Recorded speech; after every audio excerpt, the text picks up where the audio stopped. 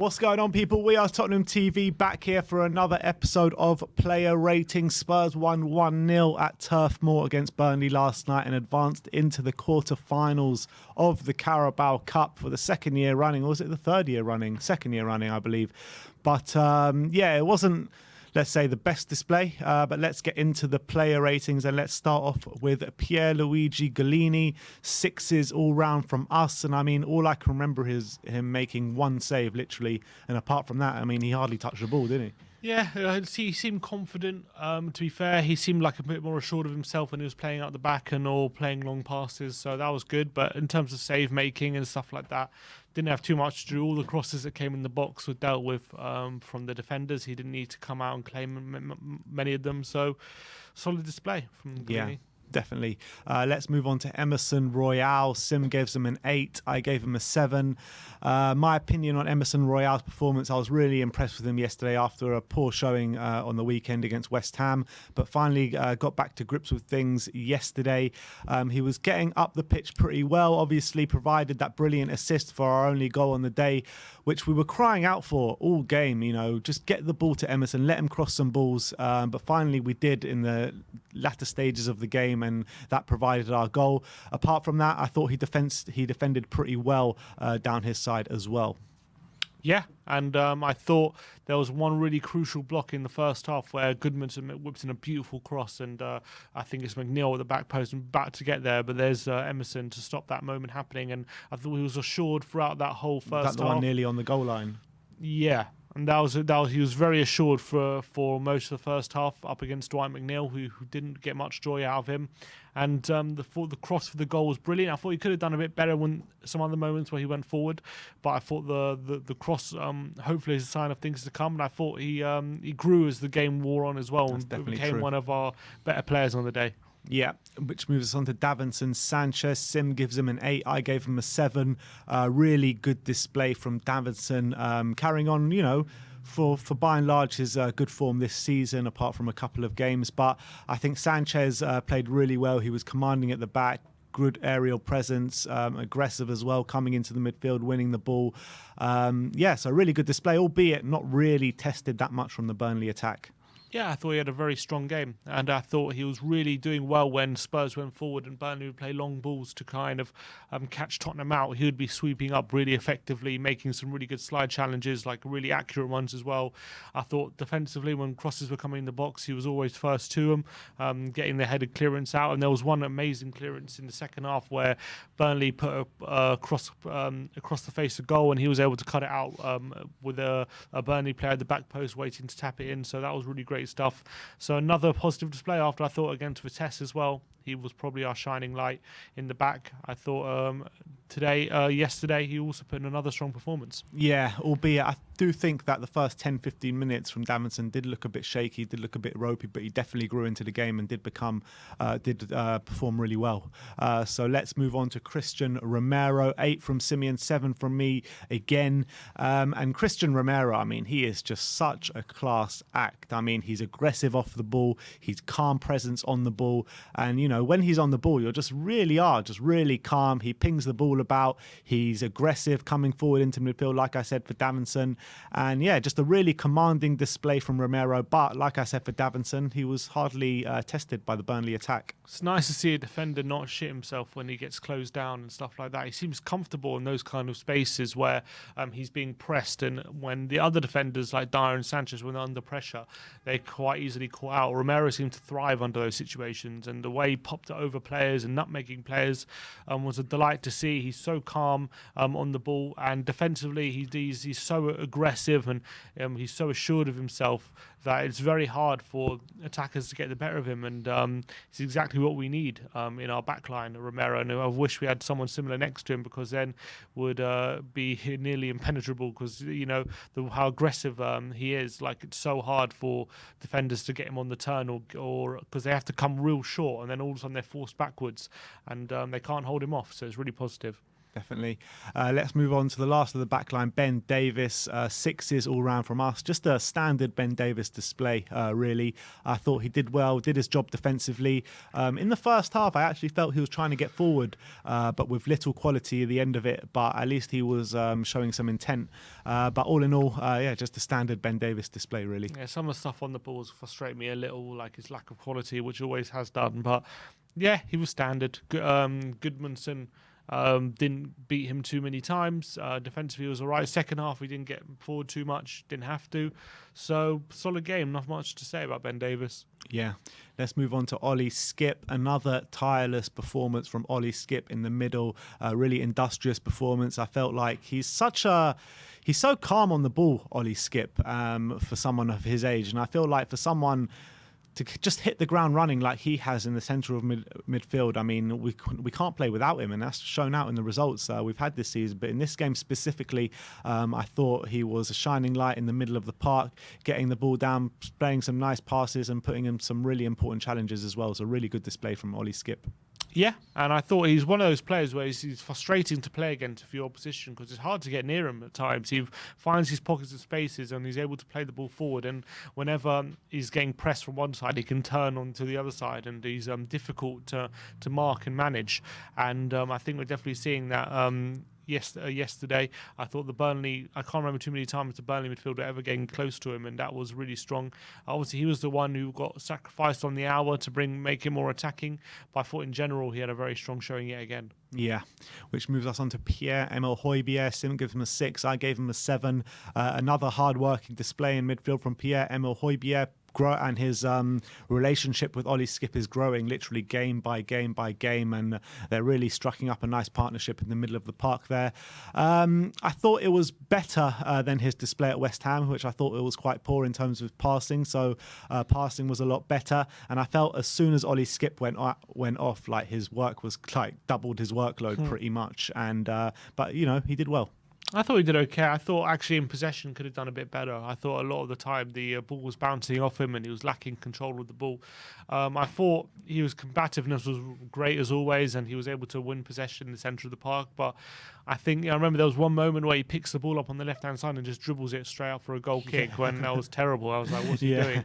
But I think in general it was decent display, but still could be better from Højbjerg. Yeah, let's move on to Bryan Gil, who went off early through injury after 25 minutes. But those first 25 minutes, I mean, Spurs weren't really at the races going forward in those first 25 minutes, so it's hard to assess. But he was running around a lot without really impacting the game too much. Yeah, unfortunately for Gil, I felt like he actually did see quite a bit of the ball, but wasn't able to keep it at all. He muscled off and tackled quite easily whenever he was trying to attempt to dribble, and he struggled in those first 25 minutes, to be fair. And when obviously was unlikely to be taken off injured, it was only 25 minutes, so who knows, maybe he could have grown into the game, but he was unfortunately he picked up an injury, and not sure when we're going to see him next. Yeah. GIOVANI, CELSO, 8 from Sibian, 7 from me, and I thought it was a really good display from Gio. Obviously, he's the one that slipped in Kane, and Kane should have done a lot better, but he was trying to find those creative passes pretty much all evening, and I thought it was a really good display from him. Should have got a goal when Harry Kane slipped him through, and he just basically went with the outside of the boot instead of either lacing it into the back of the net or placing it into the bottom corner. But all in all, really good display from Gio, and he shows that he's here to play his football, and he's here to test NDOMBELE as well. Yeah, and sharp, incisive performance from Lo Celso, which I was happy about. Every time he got the ball, he seemed to want to go forward, looking for the forward pass or the opportunity to open up the space and play someone in on goal. He was really doing some nice quick passing in and around the penalty area. He was involved in the goal as well, playing a nice ball out wide to Emerson, and he was also really involved in a chance for Lucas after a great long raking pass to Lucas Moura, which set him up for the shot from outside the area. So I think there was a lot of positives to take from Lo Celso. The only negative really is that he didn't end the day with the goal of assist, which he should have, because Kane should have scored and he should have scored. But other than that, very happy with what I'm seeing from Gio, and we'll see if he gets some chances in the Premier League now. Yeah, let's move on to Steven Bergwijn. Unfortunately, a bit of a lackluster display from Stevie B. On the left-hand side, he was showing a lot of running, but most of the time he was either running on his own, and if he wasn't running on his own, he made the wrong decision or, took a shot that got blocked. So he didn't really do much to impact the game yesterday, Stevie B, but I did feel for him at times when he was kind of doing these mazy runs and he was just doing it all on his own. Yeah, I do as well, but it was a poor display in terms of when it comes to being able to affect the game on the left-hand side. Wasn't really able to do it positively. Wasn't able to drag defenders out of position or beat a man. Every time he shot or had a cross, it would seem to get blocked every time. He had that volley which he completely air-kicked inside the box. So a lot to be worked on for Bergwijn if he wants to get into the first team. Yeah, let's move over to Harry Kane. 5s all round from us, and unfortunately it was another poor display from Harry Kane. And what really got me from this Harry Kane performance was his finishing. I mean, it was completely off. There was one moment in the game where he just skewed a shot that nearly went out for a throw-on, and it went nearer to the corner flag than it did to the goal. But look, apart from that, I mean, he was trying to impact the game in a positive way. Definitely should have scored. Could have got an assist as well if CELSO would have put that away. But yeah, we need to be seeing better from Harry Kane. Definitely still not the same Harry Kane we're used to seeing. I think a few times he was in good positions where I think it was Lucas could have found him one-on-one, and he probably went the wrong way, which was frustrating. But I think Kane definitely will be thinking he needs to up his game. His finishing was not there yesterday, but I still think his passing is still pretty solid. He's creating chances for his teammates, but it's not we need Kane being a threat in front of goal again. At the moment, he's struggling to really get shots off, which is a worry. Yeah. Let's move over to the substitutes. Lucas Moura came on for Bryan Gil on the 25th minute mark. We gave him 7s all round. And look, I think Lucas Moura, as soon as he came on, he showed that intent. He got the ball on the ground. He was beating men. He was causing havoc in the Burnley half. But at the end of the day, it wasn't really enough, not because of him, but because of the players around him, not moving for him, not kind of providing him some support. But he was the one that got the goal with a brilliant header. He took a brilliant shot as well, where Nick Pope was equal to it. But look, it's the same old story with Lucas Moura. I know he got the goal. I know he had a good shot, but for the most part, after his mazy runs, there's not much at the end of it. But I don't put that down to Lucas too much for this game. I think that was just a lack of movement around him. It's just classic Lucas Moura. For all the good stuff he does, he leaves you wanting more, doesn't he? And he leaves you thinking what more he could have achieved in that game had he picked the right option in a few situations. And you're thinking he could have had 2 goals or 2 assists or whatever it was. But look, he was the one really showing some impetus in the game and committing players and opening up spaces, which was positive. Just I think more often than not, he picks the wrong option, which is frustrating. But he did get the goal. Was a really good header, underrated with the power he got on that to get it bounce off the ground into the roof of the net. So really positive there. And he was maybe after Lo Celso our most threatening player. So good performance from him in the end. Yeah, and Tanguy Ndombele came on for Oli Skip in 66th minute when we looked to take the game to Burnley. I think actually when Ndombele came on, he worked so hard. He was pressing the Burnley midfield, pressing, non-stop running. But in terms of getting on the ball and providing quality, I don't think he did too much yesterday. Yeah, he just allowed us more control, didn't he, in Ndombele? Yeah. That was pretty much it. He didn't really affect the game in an attacking sense when coming on. He did a few nice passes forward into the likes of Son and Kane, trying to set up a counter, which ultimately broke down more often than not. But I think it was a decent cameo without anything groundbreaking. Yeah, and the last but not least, HEUNG-MIN Son. Sim gives him a 6. I gave him a 5. But in terms of Son, I thought when he came on, his sheer presence just gives Burnley something extra to worry about, and that's exactly what happened. I mean, he was running a bit, but he hardly got on the ball. I can't remember too much moments when he did get on the ball and provide anything for us, but his sheer presence just gives Burnley something else to worry about, doesn't it? Yeah, I thought a few times he was linking up well with Kane, trying to get a second goal for Spurs. Didn't really happen for him. Wasn't able to get in any good positions to get any shots off or anything, which is disappointing considering he had half an hour. But I thought when Burnley were pushing, he was tracking back, doing some good stuff, working on the fullback, and It was okay, but nothing, again, not great, but it was all right. Yeah. Joe Rodon came on in the last few minutes to steal off the game for us. We're not going to give him a rating, but let's move over to Nuno, Espirito, Santo. Sim gave him a 7. I gave him a 6. In terms of the lineup, didn't have any problems with it. I thought it was a pretty good lineup he chose.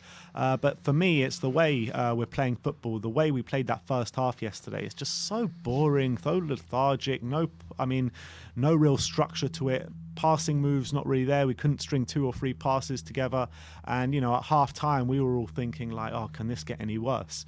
But albeit we're a solid outfit at the moment, we're strong in defence, and you've got to give praise to Nuno for that. We don't give away too many chances.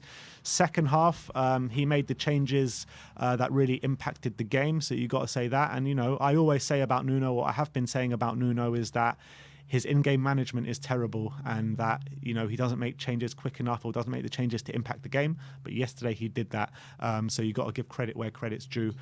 So we won the game. We're through to the next round, but I expected probably a more, I wouldn't say more dominant performance, but more of a creative performance with more chances. Yeah, still struggling when teams are in a low block or settled in their defensive shape. We're still struggling to kind of find any way to hurt them at the moment.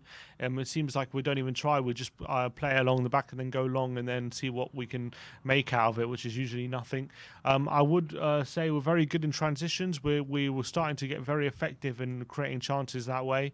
When we are able to turn the ball over, very quick to get it to CELSO and KANE and open up the space. And clearly that's something we've been working on.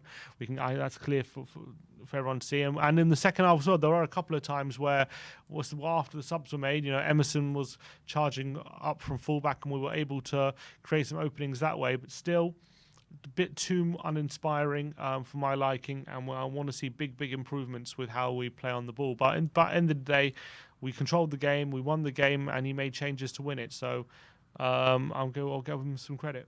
All right, well, that is our player ratings. Let me know in the comment section below if you have any thoughts regarding our ratings. Let me know your ratings in the comment section below. Like, subscribe and comment, and as always, come on you Spurs.